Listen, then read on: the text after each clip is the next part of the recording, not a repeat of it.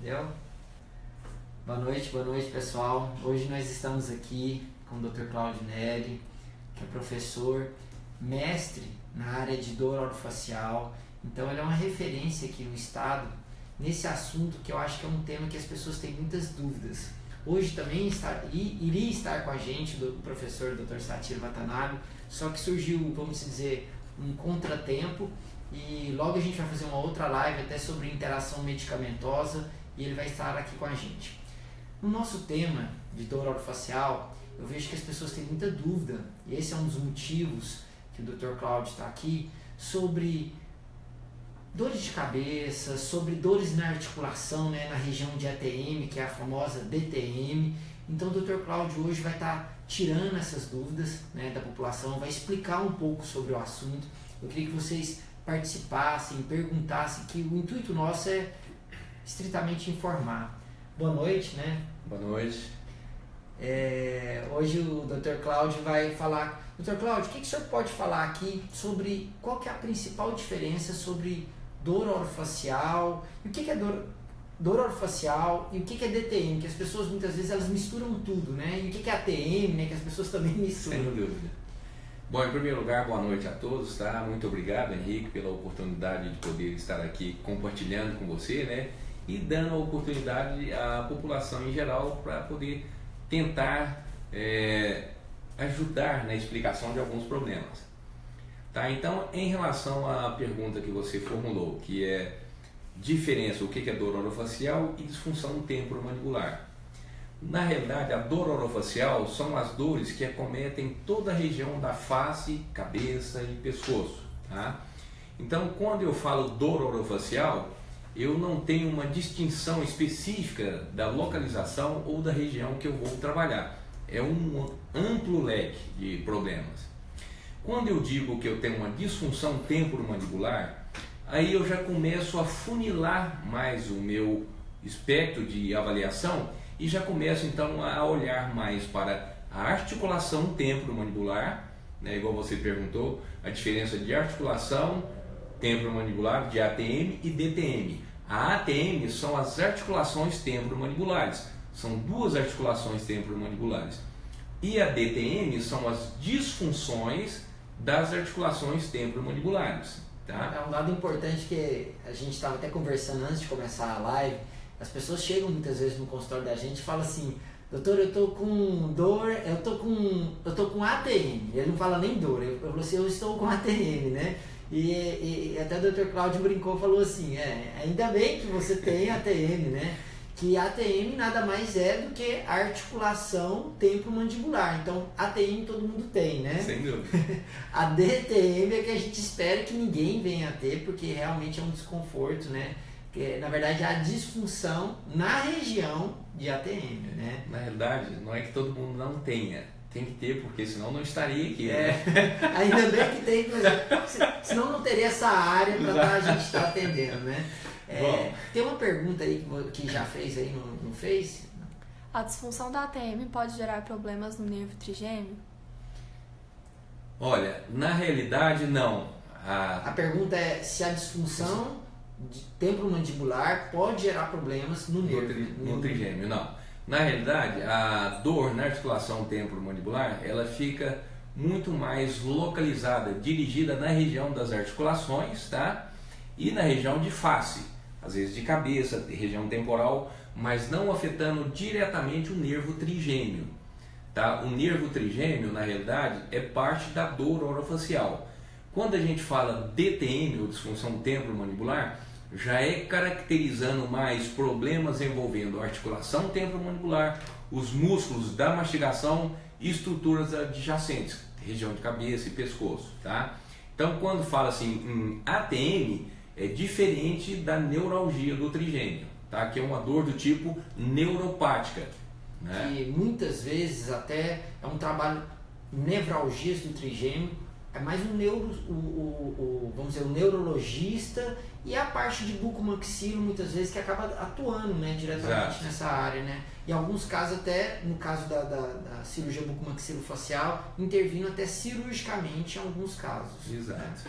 A dor do tipo neuralgia do trigêmeo, ela tem uma característica muito diferente, muito peculiar.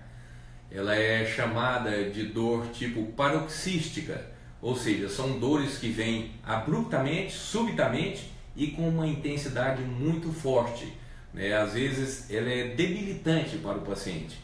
Já as dores na articulação temporomandibular não têm essa característica tão debilitante quanto a neuralgia do trigêmeo.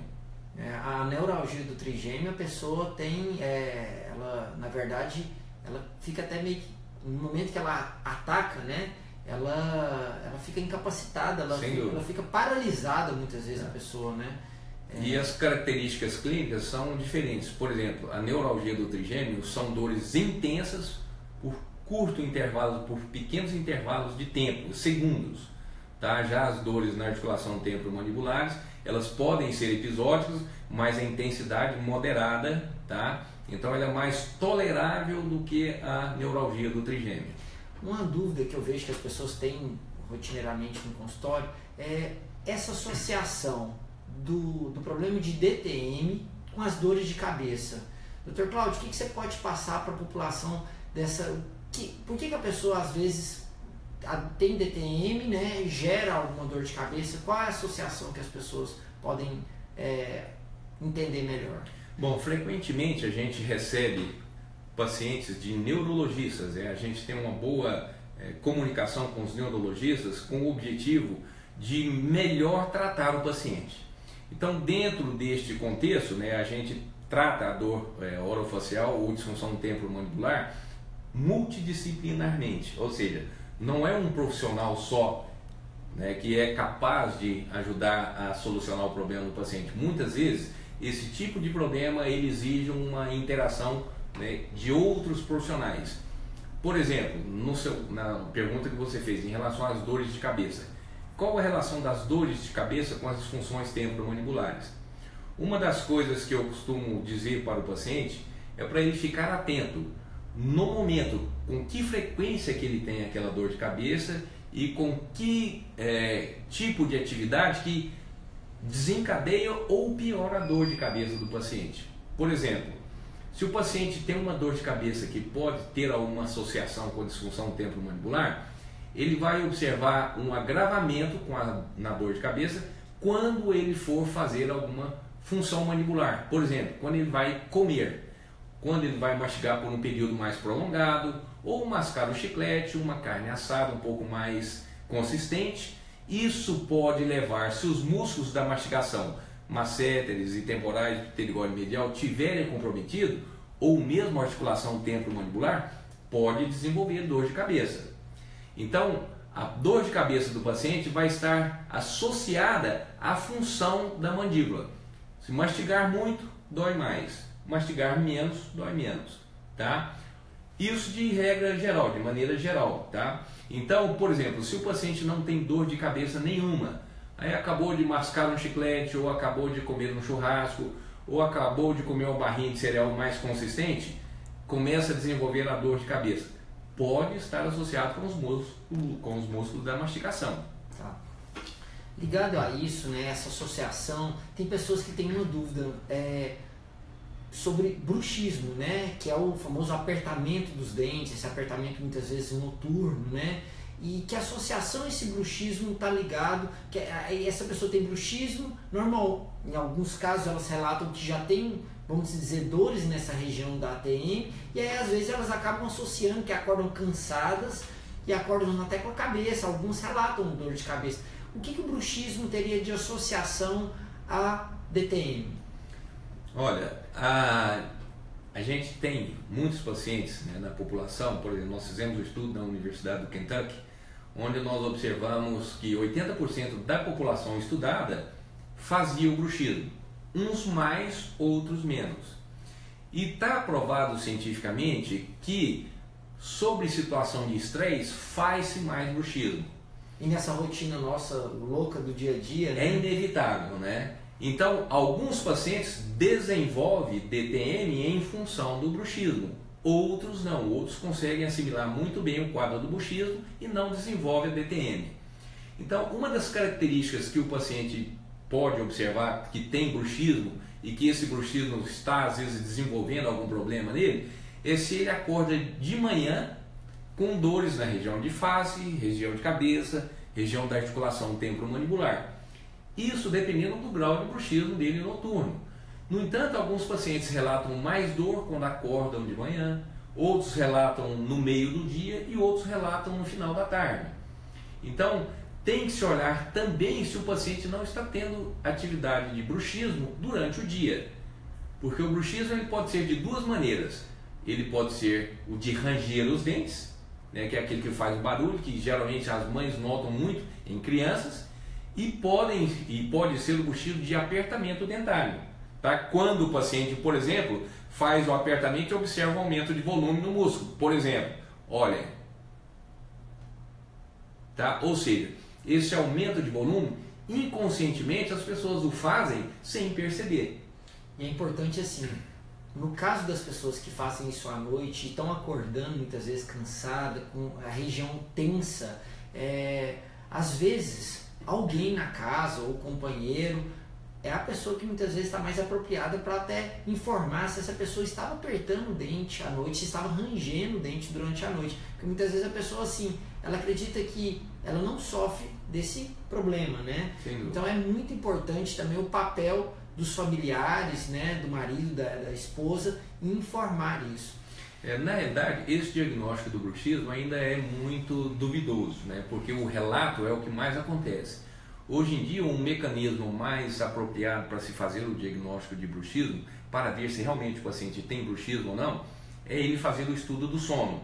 Então ele tem que dormir num laboratório e fazer a colocação do eletromiógrafo nos músculos masseter para detectar, né, o grau de atividade muscular que esse paciente apresenta durante o sono. Entendi. Tá tudo certo aí? Tá, né? Uma pessoa fez uma pergunta: quais são os tratamentos mais comuns para DTM? Olha, essa geralmente é uma pergunta que pega, né, de primeira. Mas o que a gente deve observar? A DTM ela pode ser de origem muscular e de origem articular. No entanto, mesmo sendo de origem muscular, nós temos uma série de dores musculares, né? Por exemplo, nós temos dores do tipo miofacial, dor muscular localizada, tendinite, mioespasmo e assim por diante. Então, o tratamento vai depender do tipo de problema que o paciente apresenta. Muitos pacientes apresentam com uma dor muscular localizada que uma simples fisioterapia ou mesmo uma técnica de relaxamento que é muito utilizada pela psicologia comportamental e cognitiva e dá resultado satisfatório fantástico, né? Então, dependendo do tipo de problema, o tratamento pode ser muito simples. Por outro lado, se for uma dor muscular crônica, ou seja, que tem mais de pelo menos uns 6 meses de duração, essa dor já exige um tratamento mais apurado. Por exemplo, uma dor do tipo miofacial. Aí já vai exigir às vezes uma fisioterapia, infiltrações com anestésico local. Se a dor for recorrente, às vezes até a toxina botulínica de modo funcional, né, na musculatura, placa miorrelaxante e assim por diante. Então é difícil eu rotular o tipo de tratamento mais específico. Se for na articulação temporomandibular, tem outras modalidades. Tem fisioterapia também, tem ultrassom, tem laser, tem placa miorrelaxante e assim por diante. Então é muito difícil eu rotular um tratamento específico para DTM sem eu saber, na realidade, o que o paciente tem. E é engraçado, essa consulta inicial, muitas vezes, que o profissional faz para tentar fechar o diagnóstico, ela é fundamental e é uma consulta longa, né? Sem dúvida. Porque nesse momento que vai delimitar qual que vai ser o tratamento adequado. Até antes de começar, a gente comentou que tem casos que um tratamento de fonoaudiologia, muitas vezes você melhora um quadro, um problema nessa região. Então assim, poxa, só a fono? Às vezes só a fono. Então o profissional ele tem que detectar, né, aonde é a origem vamos dizer, a causa desse problema para estar atingindo da melhor forma possível. Você citou bem, por exemplo, se eu pegar uma disfunção temporomandibular, por exemplo, uma cefaleia, uma dor de cabeça, que essa cefaleia ela é causada pelos músculos da região cervical, eu vou encaminhar esse paciente para um fisioterapeuta. Tá? Se for os músculos da mastigação que estão comprometidos, tem fisioterapeuta que trabalha nessa área e também tem os fonoaudiólogos que nos ajudam muito com isso, né? Tem uma outra pergunta. O melhor tratamento para o bruxismo, ainda que seja paliativo, ainda é a placa miorrelaxante? Olha, na realidade, o que tem se feito, né, o que tem se visto, é um dos fatores, a placa miorrelaxante como paliativo, como proteção dentária, para evitar o desgaste do dente, aliviar levemente a pressão na articulação temporomandibular, para evitar a pressão do côndilo na fossa mandibular, junto com o disco, né? E o comportamental, técnica de relaxamento, cognitivo e comportamental. Nestes casos, onde o paciente, mesmo com essa técnica, com esses auxílios de tratamento, ainda persistir um bruxismo muito acentuado e este bruxismo estiver realmente interferindo na qualidade de vida do paciente, aí sim o Botox funcional também é um método terapêutico bem aplicado. E essa placa miorrelaxante, é importante a gente mencionar que ela não é aquela placa mole de silicone, porque tem gente que faz aquela plaquinha de clareamento e a pessoa pega e fala assim, não, eu estou usando aquela plaquinha totalmente de silicone, totalmente flácida, para corrigir um problema de bruxismo. Não, você tem que ir no profissional, ele vai confeccionar uma placa adequada para você, vai ajustar essa placa, é trabalhoso esse ajuste, ele vai tentar deixar sua relação cêntrica numa posição de relaxamento para tentar gerar um conforto para você. Então não é simplesmente moldar e entregar uma plaquinha, não. Tem todo um trabalho de ajuste que o profissional que vai estar fazendo. Exato. Na realidade, a literatura tem essa discussão. Qual que é melhor para o bruxismo? A placa de silicone, a macia ou a rígida? De acordo com a literatura, o que tem mais se utilizado é a placa rígida. Embora alguns pacientes apareçam, por exemplo, no consultório dizendo, doutor, eu estou usando uma placa de silicone e eu tenho resultado satisfatório. Eu costumo dizer, então mantenha essa placa, né? Não significa se ela estiver bem eu vou trocar por uma outra. Se tiver tendo uma resposta favorável, continue. Só que não se esqueça, o controle é fundamental. Tem que ter o controle do profissional. Na maioria dos casos acabam optando pela placa, vamos dizer, rígida, né? Exato. Uma outra pergunta, o que você poderia dizer sobre o Botox, né? Nessa região da articulação? Ajuda? A pessoa até perguntou, ajuda ou é só ilusão? Não, na realidade, o Botox ele tem sido utilizado com muita frequência ultimamente, indiscriminadamente, né? Muitos com a finalidade estética, e eu particularmente defino o Botox mais para o meu uso como um Botox funcional, ou seja, para estes casos de dores persistentes, né? Ou seja, aquelas dores refratárias que a gente chama, aquela dor que você faz fisioterapia, usa a placa, faz isso, faz aquilo, a dor persiste, mas ela elimina por um período, mas depois recidiva, volta, aí o Botox pode ser indicado nessa situação, tá? E nos pacientes com bruxismo, o que o Botox faz na realidade? Ele faz o relaxamento da musculatura. Então alguns pacientes, mesmo usando a placa, tem um controle, tem um alívio bom da dor, faz uma fisioterapia, ajuda, e faz uma técnica de relaxamento, ajuda, mas não é o suficiente. Nesses casos então, o Botox é bem indicado, porque vai promover um relaxamento da musculatura, independente do paciente estar fazendo ou não aquela atividade, né? Vamos lá. Primeiro aqui, várias pessoas deram parabéns para o Dr. Cláudio aqui. Eu agradeço, de antemão. A doutora Silene, que é nossa colega também, bucomaxilo, está sempre participando. Bacana. Né? Vamos ver, tem mais uma pergunta aqui. O alinhamento dos dentes. Isso eu vejo no consultório, as pessoas têm essa dúvida. Nossa, se eu fizer um tratamento ortodôntico, fizer o alinhamento dos dentes, isso vai de alguma forma ajudar a diminuir as dores, né? Problemas de DTM? O que o alinhamento dos dentes está ligado ao DTM? Olha, Henrique, essa pergunta também, como eu estava conversando com você, eu estive no congresso de São Paulo de dor a semana passada, cheguei esse final de semana. E eu comentei com você que, na realidade, né, você ainda perguntou se nós tínhamos visto alguma coisa nova, e na realidade o que a gente viu é o seguinte: o que a gente vem adotando desde quando eu terminei o meu mestrado, em 1999, hoje em dia está sendo mais aceito pela comunidade odontológica. Então eu tive no congresso da Sociedade Brasileira de Dor Orofacial, onde tinham mais ou menos quase 700 inscritos. Tá? E hoje fala-se com mais naturalidade. O fator oclusal não é um fator tão determinante na disfunção temporomandibular. Na realidade, antes ele era considerado fator de risco. Cada dia mais ele está sendo deixado um pouco de lado no sentido de ser o fator principal. Tá? Então, o alinhamento pura e simplesmente dos dentes dificilmente vai solucionar um problema de dor, de disfunção temporomandibular. Pode ajudar? Pode, mas olha, se você vai avaliar um paciente com 40 anos, ele já tem aquela alteração oclusal e aquela dor apareceu tem 3 meses, 4 meses, é bom você rever o seu conceito em relação ao fator oclusal. Então, o tratamento hoje em dia destinado à correção oclusal para disfunção temporomandibular tem que ser olhado com muito cuidado, tá? Porque às vezes não é o suficiente para poder resolver o problema de dor do paciente. Certinho. Tem uma pergunta aí também. Ajeita depois dessa câmera aqui que eu queria apresentar. Não, tá certinho aqui, visualmente falando. Isso. Tem uma pergunta? Sim, ansiolíticos seriam indicações possíveis para estresse com compressão da musculatura da ATM e o exame de polissonografia?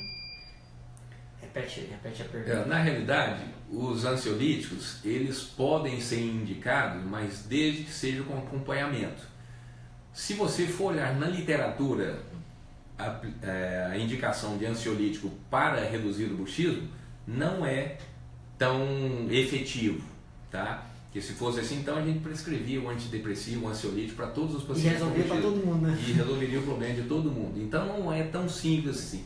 Alguns pacientes realmente necessitam de um medicamento para ajudar a diminuir a ansiedade, consequentemente reduzir o bruxismo, né? Mas não é correção. Muitos pacientes necessitam de um tratamento com a psicologia comportamental e cognitiva, ajuda muito. Tá? A gente não trata, não encaminha o paciente por eles ter algum problema mental, muito pelo contrário, é para ajudá-lo a se conhecer. Então o ansiolítico pode reduzir a ansiedade do paciente, pode reduzir um pouco o bruxismo, mas não vai curar. E o estudo do sono pode fazer essa avaliação para ver se o bruxismo está reduzindo ou não. O paciente deve observar também que em determinados períodos da vida dele, ele tem um período de maior apertamento. Hoje a literatura mostra que o bruxismo, né, antigamente nós pensávamos que o bruxismo aumentava com o tempo. Você tem uma má oclusão, você vai piorar, ou então você tem um problema, você vai piorar com o bruxismo. E na realidade, se você for olhar a literatura, não é isso que está acontecendo. Tá? A gente tem um período, nós fizemos um estudo de uma aluna na pós-graduação nossa de ortodontia, onde nós avaliamos 357 pacientes. Tá? Destes pacientes, observaram que o grau de problema dele acontece dos 22 em média aos 45 anos de idade, 50 anos. Depois a tendência é diminuindo. Então aquela velha história de que, olha, se você não corrigir isso agora, você vai piorar no futuro, também tem que ser olhada com cuidado. É importante mencionar isso, porque às vezes as pessoas misturam tudo, né? Sem dúvida. E esse ponto de que tudo ligado à ansiedade, ao estresse, está tudo totalmente ligado. Eu gosto de dizer o seguinte: esse seu estresse, essa sua ansiedade, essa sua preocupação, que às vezes assim, você vive um momento que você está tranquilo, aí você passou por um problema, muitas vezes de dificuldade financeira, de ansiedade por conta de algo na sua vida, isso faz você, durante a noite, às vezes, diminuir, você ter alguns problemas noturnos, de não noites de sono bem dormidas, um apertamento e algum problema que às vezes vamos dizer, melhorado com esse tratamento multidisciplinar que o Dr. Cláudio mencionou, através até da psicologia junto com o paciente, né?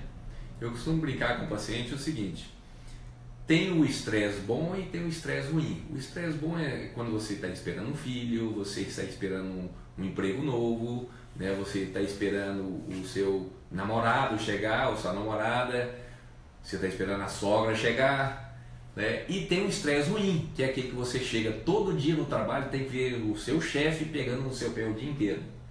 Você está devendo alguma coisa e está só piorando, a sua dívida está só aumentando. Esse é um estresse tipo ruim, mas o estresse bom, ele sempre vai existir, ele deve existir. Eu acredito que a gente conseguiu englobar nesses minutos aqui os pontos mais importantes sobre a dor orofacial, sobre a DTM, que é algo que as pessoas têm muitas dúvidas. Eu agradeço, Dr. Cláudio, ter fornecido o seu tempo aqui, compartilhando o conhecimento dele, algo que ele já vivencia, estuda já há bons anos, né?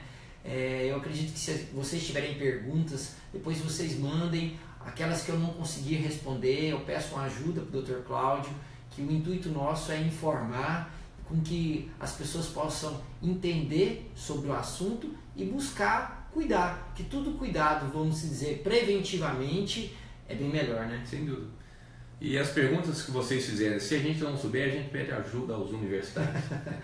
Gente, eu quero agradecer então pela oportunidade, Henrique, de poder estar aqui e compartilhar com vocês esse momento de informação.